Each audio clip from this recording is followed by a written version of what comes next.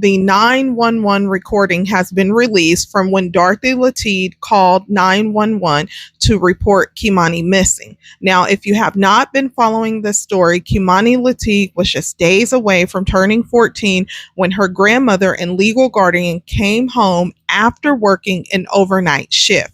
Dorothy Latigue says she left for work on March the 16th. She came home the morning of March the 17th, and according to Dorothy, she found the house in disarray. Keimani's glasses were there, which Dorothy said Keimani needed her glasses to see.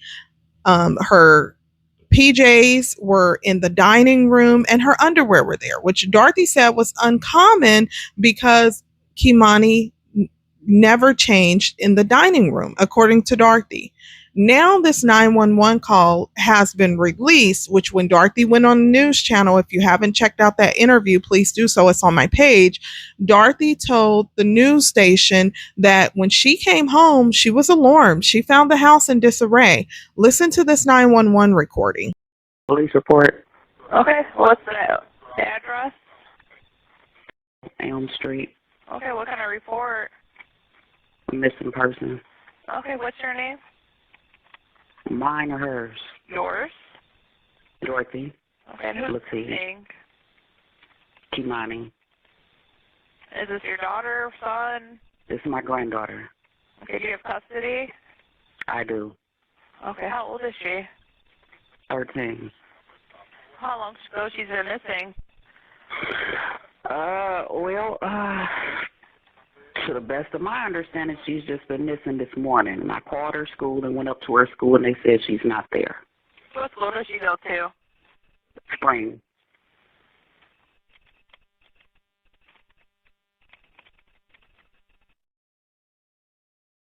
Do you remember, did you see what she was wearing before she left? No, she's usually going to school before I get home from work. Okay. Is she black, white, or Hispanic? She's black. She looks Hispanic. Okay, and then what was her last name? Latigue. Your phone number? 419. Okay, does she have a phone on her that you're aware of? She does, and it's dead because it's going straight to voicemail.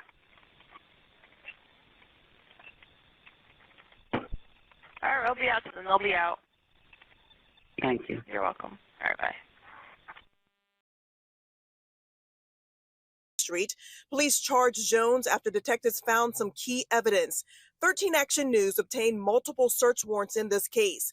Police searched the cell phones of multiple people connected to the teen, including Darnell Jones's mother. According to this search warrant, the detective became aware of a recording between Linda Ogletree and Darnell Jones related to what happened. In the recording, Linda Ogletree stated that she knew some of the details related to the investigation, but did not know everything. She then requested more details from Darnell Jones, who stated he would give her more details at a later date. The search warrant goes on to say the detective conducted a phone interview with Linda Ogletree regarding her interactions with her son after Keimani went missing. Linda Ogletree denied having any contact with her son and stated she knew nothing about Keimani's disappearance. It was Darnell Jones's girlfriend who helped police solve this case after he allegedly tried to hide evidence in their home. Another big development in this case is Darnell Jones, who has been named to be the biological father, and I know there's uncertainty about that online. He has been charged with the unaliving of Keimani. Now, today he did appear in court, and you will notice that his appearance was different. He was not wearing the attire that he previously wore. If you haven't saw those videos, please check it out.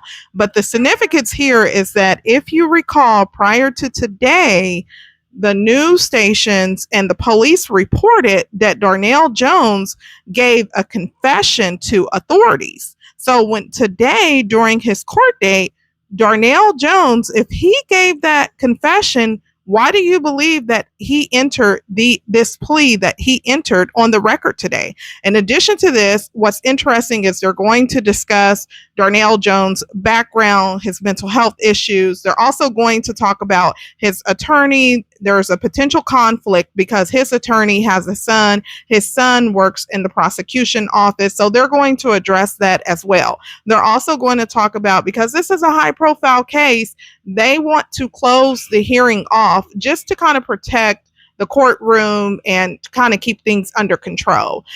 But now keep in mind, I did try to clean the audio up as best as I could. I also enhanced it, increased the volume because it was very low. But if it's hard for you to hear, I appreciate your support, but I certainly understand if you do not choose to listen. Now, I do want to point out that online, people were upset that Darnell Jones had any bond. And this is going to be addressed in this hearing. So I want you guys to pay attention to this. Now, what his attorney does point out is regardless of the bond amount, Darnell Jones is not going to be able to post any type of bond. So that is something significant that I believe you guys should pay attention to as well. Drop your comments below and let me know what are your thoughts. By Sarah, our court reporter. As I said, we've got a lot to cover, so I ask for everyone's patience, perseverance, and best behavior. Mr. Jones, there's a lot of people here today. You can tell. And I can appreciate if you're anxious or if you're nervous. I want you to do your best to focus on me and the questions I'm going to ask you and the information I'm going to give you, okay? Now, as we said, I have a lot to go over. I want to make sure you understand as best you can, okay? Yes, sir. What's your name? Darnell. What's your full name? Well, I go by Ogletree, Darnell Ogletree. They got it as Jones. Okay, can you explain why do they have Jones and why do you call yourself Ogletree? My birth name is Darnell Ogletree, and my adopted name is Darnell Jones. Okay. But ever since I was like 19, I've been under Ogletree. Okay. But does your birth certificate say Ogletree or does your birth certificate say Jones? If you know, Jones. it says Jones? Yeah, but like my social security card, my ID, all my taxes, everything's been under Ogletree. Okay. Where were you born? Ohio. Where were you raised and where do you live? I live in Cleveland, Columbus, and Toledo, but mainly Toledo. Excellent. Are you a United States citizen? Yes, sir. Okay. Can you speak, read, and write English? Yes, sir. All right. Can you speak, read, or write any other language? No, just English. Just English, okay. And do you have any problems reading, hearing, seeing? No. Do you wear contacts? Sometimes I wear reading glasses, but Okay, well, there's going to be some stuff to read today. And for instance, we have an indictment you can see on the big screen there, or the screen in front of you. I'm going to be reading part of that. So if at any time you need help with anything, please let either your attorneys or let me know, all right? yes, sir. All right. How about hearing aids, anything like that? No, sir. All right, can you hear me okay? Yes, sir. All right. I'm going to ask you that you speak up when you can, okay? Are you taking any medications? The pain meds for the accident, and they got me on some psychotic meds, anxiety. For anxiety? Yeah. Okay. Are you taking those medications pursuant to a doctor's order? Yes. Okay, you're taking them according to those instructions? Yes. Or do those medications affect your ability to understand what I'm telling you? No, sir. Does it affect your ability to answer my questions? No, sir. Okay, once again, if I go too fast or you don't understand something, just let me know, okay? No, sir. All right, fair. Have you been diagnosed or treated for any mental illness? Yes, sir. What kind? Depression, schizophrenia, bipolar, ADHD, ADD. It's been a lot. I can't name it all. I don't want to get too much into your personal medical records, but the reason I'm asking you this is, I want to make sure And I'm sure your attorneys want to make sure you're understanding what I'm asking you. That's the only reason I'm asking you right now, is to make sure that if you have any kind of medical condition, physical condition, handicap, it doesn't impair you from answering my questions and understanding what I'm talking about. Okay? Agree? Yes. All right. We need, as I said earlier, to review some very important matters, starting with your right to counsel, your right to an attorney. You have the right, Mr. Jones, to hire your own attorney with your own money. You have the right to represent yourself, which I highly discourage in the strongest terms I can tell you, or to ask me to appoint for you an attorney. Now, if you wish to hire an attorney with your own money, I'll give you time to do that, a reasonable amount of time, so you can get some money together and hire an attorney. Now, if you hire your own counsel, there is no requirement that he, she, or they be certified to handle what we call a capital case, a case involving the possibility of the death penalty. The record indicates that you were over in municipal court before Judge Nicole Curry, and at that time, I believe the court had appointed you a public defender. Is that right? Okay. Now, I anticipated that you might be asking me to appoint you an attorney or attorneys over here. That's why we contacted Mr. Klukas and Mr. Baronis to see if they would be willing and able to represent you in the matter. Now, the reason we contacted them is because they are both certified by the Supreme Court of Ohio to represent defendants in cases like this. Both of your attorneys, or who may be your attorneys if you want me to appoint them, are so certified. Now, I would appoint Mr. Klukas as your trial lead counsel and Ms. Baronis as trial co-counsel. Now, in anticipation of your appointment, Mr. Klukas, I believe you met with your putative client. I have, Your Honor, on 3 occasions, and Ms. Baronis has also met with him as well. Have you prepared an affidavit of indigency? I have filed an approach.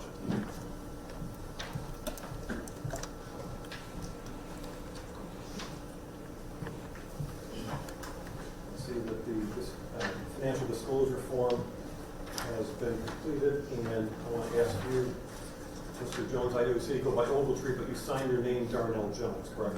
Okay. That's your signature right there? All right. Court finds, in fact, given what you have reflected in your form, that you are, in fact, indigent. The court approves your affidavit.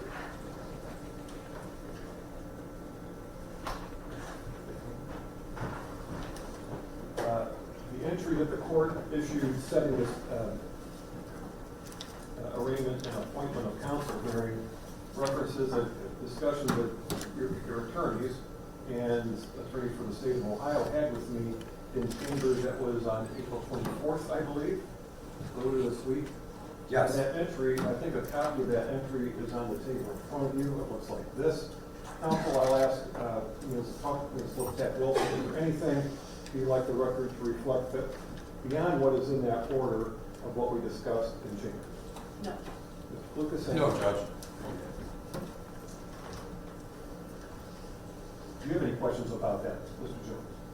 No, sir. Now, I know Mr. Lucas went over this with you. I want to go over it with you too. As you know, Mr. Jones, Mr. Klukas' son, London Klukas, who's here in the courtroom, is an employee of the Lucas County Prosecutor's Office. Did you know that? Yes, sir. Do you understand that I'm going to be ordering your attorney, father, Mr. Klukas, Dave, not to have any communication with his son, London, about this case? Do you understand? Yes, sir. You so agree with me? Oh, absolutely. Yeah. Okay. Ms. Latigue Wilson, lawyer office, wall off London Klukas from any participation in the investigation, research, strategy, discussion, in any and all facets of the prosecution of the case. Yes, Judge, we will ensure that takes place. We've had discussions with Mr. London Klukas already. We also put in place some security measures in the online case management system that the case documents will be uploaded into. Thank you very much. Mr. London Klukas, I'll ask you, will you agree to have nothing at all to do with the case and take affirmative measures, if necessary, to absent yourself from any discussion whatsoever about the case? Yes, Your Honor. Okay, thank you, sir. Now, given what I just heard, Mr. Jones, I find that there is almost certainly not a real conflict of interest here. And any potential conflict of interest now has been avoided because of what you heard them promise the court that they're going to do and not do. Okay? But I want to ask you, sir, if you yourself are satisfied that Mr. David Klukas can continue to represent you. Yes, sir. All right. Do you have any questions and concerns about that? Yes, sir. You understand that father and son will see each other, Yes, sir. probably be at family events and dinners and maybe go to a Tigers game or something like that together. You understand that? Yes, sir. You understand that any father and son will be talking with each other about various things, right? Yes, sir. Okay. Now, they promise not to talk about the case in each other's presence, even directly, at any time. And in fact, Mr. London Lucas will be walled out from any participation in this case while he works the prosecutor's office. You understand that? Yes, sir. Are you okay with that? Yes, sir. All right. Now, if you want some time to think it over, I'll give you that time. If you want me to appoint another attorney for you, I'm happy to do that. But since you're willing to go forward with Mr. David Lucas as your attorney, I see that he has provided to the court a waiver in writing, which I'm showing you here from the bench. Have you seen this document before? Yes, sir. I think a copy of it might be on your counsel table as well. On the second page, I'm showing you here from the bench, Mr. Jones. Is this your signature? Yes, sir. Okay. I'll make sure that that waiver of potential conflict of interest is filed for the record of the case. Got a couple of questions now, Mr. Jones, for your attorneys, okay? So I'll ask Mr. Klukas and Ms. Baronis, please confirm you are both certified to be appointed as trial lead counsel pursuant to the rules for appointment of counsel in capital cases. I am. I am as well, Your Honor. Please confirm that you will remain so qualified throughout the entire pendency of this case. I will. I will also. Indictment pursuant to revised code 2929.021K. Captain Cromick, welcome. Thank you for coming. I got a couple questions for you, sir. Can the Lucas County Jail provide Mr. Jones and his counsel with appropriate accommodation in which to meet privately and confidentially throughout the case? Yes, Your Honor. Okay. Will counsel need to make any advance arrangements to meet, to show evidence, discuss evidence, et cetera, with Mr. Jones? We'd appreciate a little notice based on our security measures. Call the Corrections Administrator's Office to advise arrival time, I think, in a day. Will do, yeah. I mean, there may be some instances of spontaneity, but for the most part, yes, we can do that. Mr. Crum, or Captain Crum, excuse me, are there any security issues which would preclude Mr. Jones from appearing in the courtroom without restraint and in civilian clothing that you're aware of? None that I'm aware of, Your Honor. If there are any medical conditions on behalf of Lucas County Jail Captain, will you please, under seal, provide any medical information the court needs to know about? We will. Okay. And share that, of course. Always. City Council. Always. Okay. Captain Shaneatra? Any security concerns that you would like to have addressed today? Given the high-profile nature of the case, we are asking that once the proceedings have started, that we don't allow any additional members of the public in at each session after the proceedings have started. Also, that we would like to we will be prohibiting, or we would ask the court to prohibit spectators from loitering in the hallways during the proceedings. The court has taken steps to broadcast the proceedings on the televisions on the first floor, and we ask that to be a reasonable accommodation for the public to have access to the trial or for any proceedings once the courtroom is full. No. Can you check it from the city? No. We are now and we will continue in the future to broadcast all proceedings in this case for anybody who cannot fit in the courtroom, which is not the problem today. We have empty seats. But we will be broadcasting everything to the 2 monitors that are on the first floor by the snack shop. It's an amply sizable space for any member of the public to come and use so that we can ensure that Mr. Jones doesn't have a secret trial, but that you have a public trial that you're entitled to. Do you understand that, sir? Yes, sir. Okay, good. I would also endeavor to hold future hearings pretrials and the like on Friday mornings at 9, so as not to interfere with the other business being conducted in the court. Wednesdays, this is an off one for us because I wanted to make sure that we had the arraignment as soon as we could. But going forward, I would anticipate using Fridays at 9. Okay? All right. Counsel, do you have any questions of either Captain Coleman or Captain Schmidt? We do not. Any from the state? Okay. Let's go to the arraignment. As you see on the screen in front of you, Mr. Jones, and there's actually a paper copy that you're being handed right now, is the indictment. Usually, the reading of the indictment is waived, and Mr. Klukas, I believe you would have no problem with the court waiving the full reading of the indictment? No, in fact, we would offer a waiver of the reading of the indictment. What I'd like to do is then, rather than read the whole thing word for word, which will take us a half hour, I want to go over with you the nature of these charges, because I want you to know them so that you have as much information as you need to deal with your attorneys and ask them pertinent, intelligent questions and all of that, okay? All right, so let's begin. And then, as I said, it's on the screen too, if that's easier for you to read that one. All right, so the indictment has a case number on it, has your name on it, and it has some operative dates. This indictment, Mr. Jones, contains in it 15 different counts. A count is simply a charge that you violated. Let's start with the first one here. You've got count 1, aggravated murder, UF means unclassified felony with specifications. And it alleges that you did purposely and with prior calculation and design cause the death of Keimani Latigue in violation of those code sections, making it aggravated murder. Now you're going to see beneath that felony murder specification, which alleges that you committed, attempted to commit, or were fleeing immediately after committing or attempting to commit rape, and either the offender, you, were the principal offender in the commission of the aggravated murder, or if not the principal offender, you committed the aggravated murder with prior calculation and design. The specification under that also says felony murder. It's the same as the one I just read with the replacement. Instead of rape, it says kidnapping. And the third felony murder specification replaces rape or kidnapping with aggravated burglary. Otherwise, those three specifications are essentially the same. You'll see on the next page that there is also a murder to escape specification, which reads that the offense was committed for the purpose of escaping detection, apprehension, trial, or punishment for another offense committed by you, to wit, rape, kidnapping, and or aggravated burglary. Below that is what's called a sexual motivation specification, and it says that you committed the offense with a sexual motivation. Finally, it says sexually violent predator specification, saying that you are a sexually violent predator.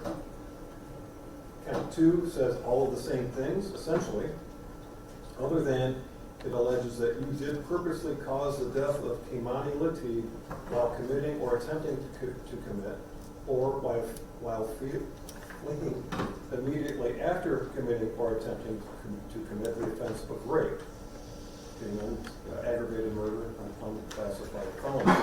You'll see the same essential specifications: felony murder times 3, the murder to escape specification, and the other two specifications that were attached to count 1. I won't read those again for you, since your attorney rather is waived reading. So we're going to count 3, which is another aggravated murder charge, alleging you purposely caused the death of Keimani Latigue while committing or attempting to commit kidnapping. You'll see the same specifications in count 3 as you saw in counts 1 and count 2, with the names of the offenses changed where appropriate. And then there's count 4, which is the last aggravated murder charge against you. It reads similarly to the ones I just read. Okay. We'll move down to count 5. Count 5 is different. It's rape, a felony of the first degree with specifications, which alleges that you did engage in sexual conduct with Keimani Latigue when you purposely compelled her to submit by force or threat of force, constituting rape, a felony of the first degree. That charge has a sexually violent predator specification, as you can see below. Count 6 is similar. It alleges it's a count of rape with a specification. It alleges that you did engage in sexual conduct with Keimani Latigue while you purposely compelled her to submit by force or threat of force. Again, rape or felony of the first degree, and it's got that same sexually violent predator specification. Count 7, there it is on the screen, is a count of kidnapping. It's a felony of the first degree with specifications. Now that alleges that you did, by force, threat, or deception, remove Keimani Latigue from the place where she was found or restrain her liberty for the purpose of engaging in sexual activity with Keimani Latigue against her will in violation of the law constituting the offense of kidnapping. Furthermore, the victim of the offense is alleged to have been under 18 years of age. That kidnapping charge carries with it both the sexual motivation and sexually violent predator specifications. Count 8 is also a kidnapping charge, alleging that you did by force, threat, or deception remove Keimani Latigue from the place where she was found or restrain her liberty for the purpose of facilitating the commission of rape or flight thereafter, also constituting a charge of kidnapping, a felony of the first degree that has the sexual motivation and sexually violent predator specifications attached to it. And you'll see in count 9, that's the third kidnapping charge, alleging that you did by force, threat, or deception remove Keimani Latigue from the place where she was found or restrained her liberty for the purpose of terrorizing or inflicting serious physical harm on Keimani Latigue or another violation of the revised code. Also kidnapping, a felony of the first degree with the same 2 specifications as the other 2 kidnapping charges. When we get down to count 10, it's now aggravated burglary, a felony of the first degree. Now that alleges that you did, by force, stealth, or deception, trespass in an occupied structure or in a separately secured or separately occupied portion of an occupied structure when Keimani Latigue, a person other than the accomplice, was present with the purpose to commit in the structure or in the separately secured or separately occupied portion of the structure any criminal offense to wit, rape, and you inflicted or attempted or threatened to inflict physical harm on Keimani Latigue, constituting the crime of aggravated burglary, felony of the first degree. Counts 11 and count 12 are both endangering children.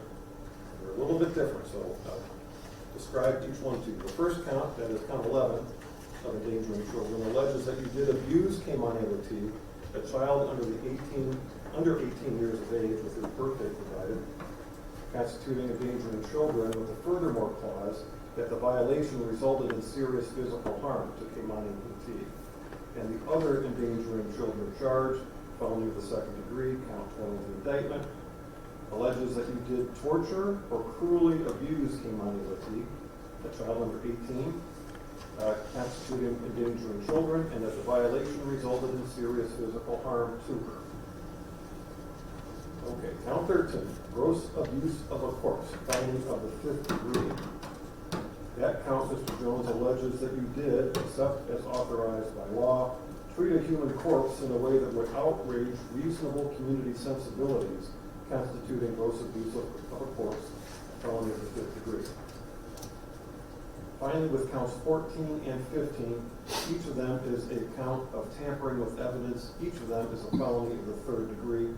Each of them allege that you did, knowing that an official proceeding or investigation was in progress or was about to be or likely to be instituted, alter, destroy, conceal, or remove any record, document, or thing with purpose to impair its value or availability as evidence.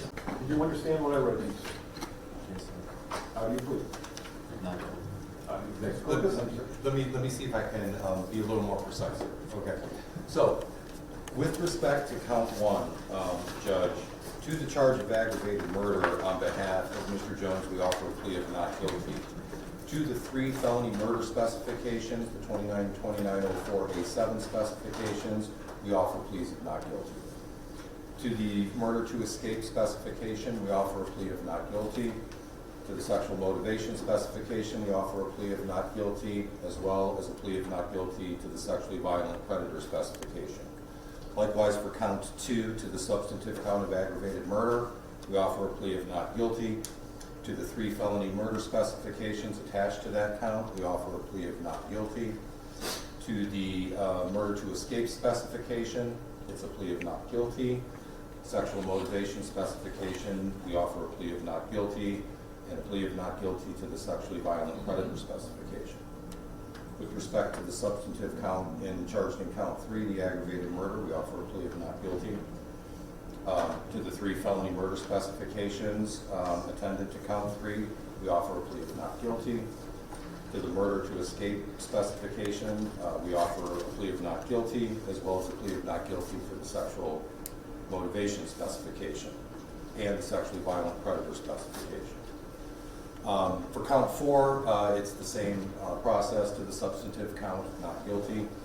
To the 3 felony murder specifications, not guilty. Murder to escape specification, not guilty.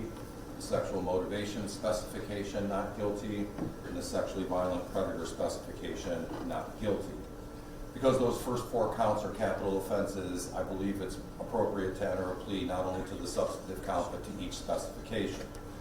Beginning with count 5, we don't have a capital charge. So what we're going to do is offer a plea of not guilty to count 5 and the attendant specifications. As to count 6, we're going to offer a plea of not guilty to the count and the attendant specification. With respect to count 7, we offer a plea of not guilty to the substantive count and to the 2 attached specifications. With respect to count 8, we offer a plea of not guilty to the substantive charge of kidnapping and the 2 attendant specifications. Count 9, we offer a plea of not guilty to the substantive count of kidnapping and the 2 attached specifications. We offer pleas of not guilty to counts 10, 11, 12, 13, 14, and 15. Thank you, counsel.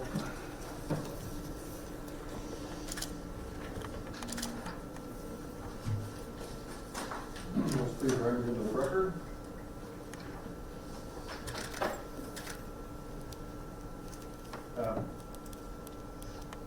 Going forward with this case, Mr. Jones, you have now, and you will have throughout the rest of this case, a number of rights. I don't have the ability to go into great excruciating detail with you about those rights, but I want to go over them generally, and your attorneys later can answer any questions you may have about them, okay? All right. You have the right to counsel. We talked about that already. Counsel has been appointed for you.